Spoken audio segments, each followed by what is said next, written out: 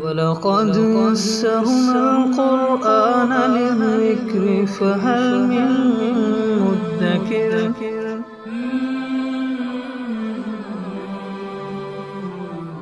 سورہ آل عمران آیت نمبر 44۔ اعوذ باللہ من الشیطان الرجیم، بسم اللہ الرحمن الرحیم۔ ذالک من انباء الغیب نوحیہ الیک وما کنت لدیہم اذ یلقون اقلامہم ایہم یکفل مریم وما کنت لدیہم اذ یختصمون۔ ذالک من انباء الغیب، یہ باتیں غیب کی خبروں میں سے ہیں، نوحیہ الیک، جو ہم آپ کی طرف وحی کرتے ہیں۔ دیکھیں، جس کو کہتے ہیں نا غیب کا علم، نبی پاک صلی اللہ علیہ وسلم نے ہمیں غیب کی بہت ساری باتیں بتلائیں۔ خود اللہ تعالیٰ کی ذات عالی کا تعارف، یہ بھی غیب کی بات ہے۔ جنت جہنم کا تذکرہ، قبر کے احوال، قیامت کے دن کے احوال، یہ سب غیب کی باتیں ہیں جو کس نے بتائی؟ ہمیں نبی پاک صلی اللہ علیہ وسلم نے بتائی۔ اور ان کے بارے میں اللہ تعالیٰ کیا ارشاد فرما رہے ہیں کہ یہ وہ غیب کی خبریں ہیں جو ہم آپ کی طرف وحی کرتے ہیں۔ تو دیکھیں کہ ایک ہوتا ہے علم ذاتی، اللہ تعالیٰ کا جو غیب کا علم ہے وہ اللہ تعالیٰ کا علم ذاتی ہے، اور نبی پاک صلی اللہ علیہ وسلم کا جو غیب کا علم ہے وہ اللہ تعالیٰ کا عطا کردہ ہے، بس یہی فرق ہے۔ اور فرمایا کہ وما کنت لدیہم، اور آپ وہاں ان کے پاس موجود نہیں تھے، اذ یلقون اقلامہم ایہم یکفل مریم، جب وہ اپنے قلم پانی میں ڈال رہے تھے کہ کون ان میں سے حضرت مریم کا کفیل بنے گا۔ تو وہ چونکہ ہر ایک کی خواہش تھی کہ جو ہمارے امام تھے حضرت عمران علیہ السلام، ان کی بیٹی کی پرورش ہم کریں، تو ہر ایک کی تمنا تھی کہ ان کی پرورش میرے ذمے آئے۔ تو پھر پورا ڈالا گیا، اور پورے کا طریقہ یہ تھا کہ قلم پانی کے اندر ڈالے گئے، اور یہ فیصلہ کیا گیا کہ جس کا قلم پانی کی حرکت سے مخالف سمت میں حرکت کرنے لگے گا تو وہ مستحق قرار پائے گا۔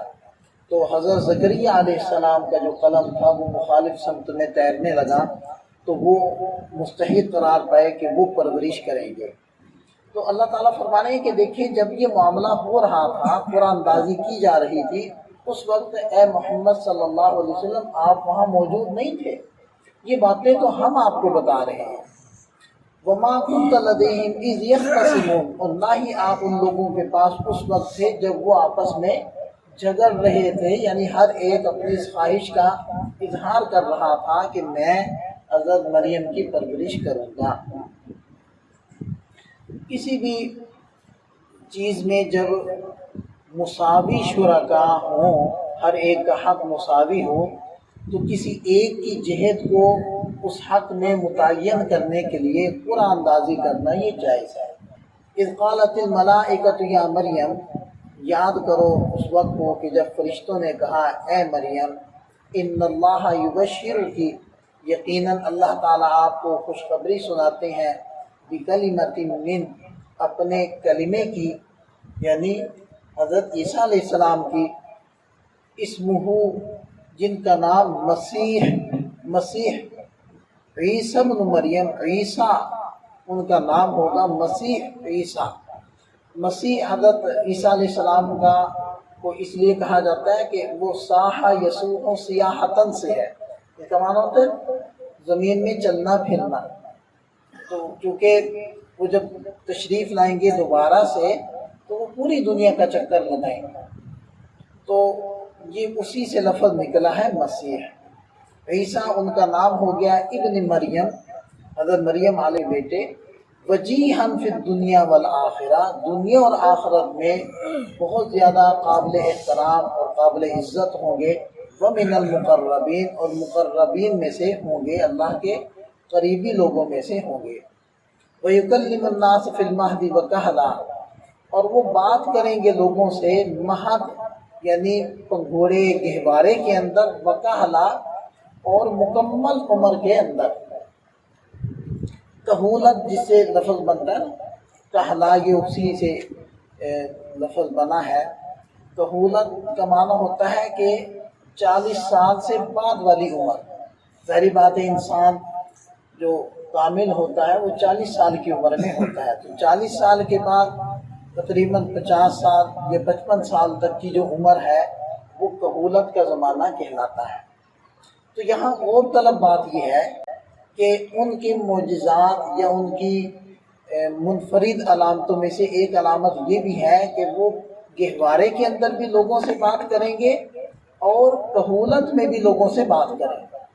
تو گہوارے کے اندر بچے کا لوگوں سے بات کرنا یہ تو معجزہ ہے، لیکن کہولت کے اندر بات کرنا یہ تو معجزہ سمجھ میں نہیں آتا، کیونکہ کہولت میں تو سبھی بات کرتے ہیں۔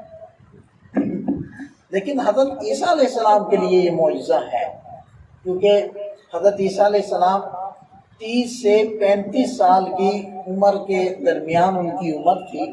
اس حالت میں وہ دنیا سے تشریف لے گئے، یعنی ان کو آسمانوں پر اٹھایا گیا ہے، تو ان کی کہولت والی عمر تو ہوئی نہیں تھی۔ اب وہ جب دوبارہ تشریف لائیں گے اور پھر وہ کہولت کی عمر کو پائیں گے، باقاعدہ نکاح کریں گے، باقاعدہ ان کی اولاد ہوگی وغیرہ وغیرہ، تو وہ کہولت والی عمر کو پائیں گے اور اس میں لوگوں سے گفتگو بھی وہ کر رہے ہوں گے، تو ان کا کہولت والی عمر میں گفتگو کرنا یہ ان کے لیے معجزہ ہے، کیونکہ ابھی تک انہوں نے کہولت والی عمر پائی نہیں تھی۔ تو اس کے اندر اشارہ ہے ان کی دوبارہ تشریف لانے کا، تو اس لیے یہ ان کے لیے معجزہ بنے گا۔ اور گہوارے کے اندر بھی جو بات وہ کرتے تھے یا کی تھی، وہ ایسے نہیں ہے کہ جیسے کسی بچے سے کوئی لفظ نکل گیا، کوئی بامانہ لفظ نکل گیا، تو ایسا نہیں ہے۔ جیسے ایک عاقل بالغ اور کامل انسان بات کرتا ہے، تو وہ گہوارے کے اندر بھی انہوں نے اسی طرح گفتگو کی تھی، جیسے کہ اس کا تذکرہ سورہ مریم کے اندر آ جائے گا۔ وَمِنَ الصَّالِحِينَ، اور وہ نیکوکاروں میں سے ہوں گے۔ آگے مزید اس کا تذکرہ چلتا ہے۔ اللہ تعالیٰ ہمیں اپنی ذات و صفات کا یقین نصیب فرمائے۔ دیکھیں، اللہ تعالیٰ نے کائنات کے اندر کچھ ضابطے، کچھ قاعدے وہ تو متعین فرما دیے ہیں، لیکن کبھی کبھی اللہ تعالیٰ نے ان کے خلاف کر کے اپنی قدرت کا اظہار کیا۔ تو یہ جتنے بھی انبیاء کرام کے معجزات ہیں ان سب میں اصل میں اللہ تعالیٰ کی قدرت کا اظہار ہے۔ اللہ تعالیٰ ہم سب کو یقین نصیب فرمائے۔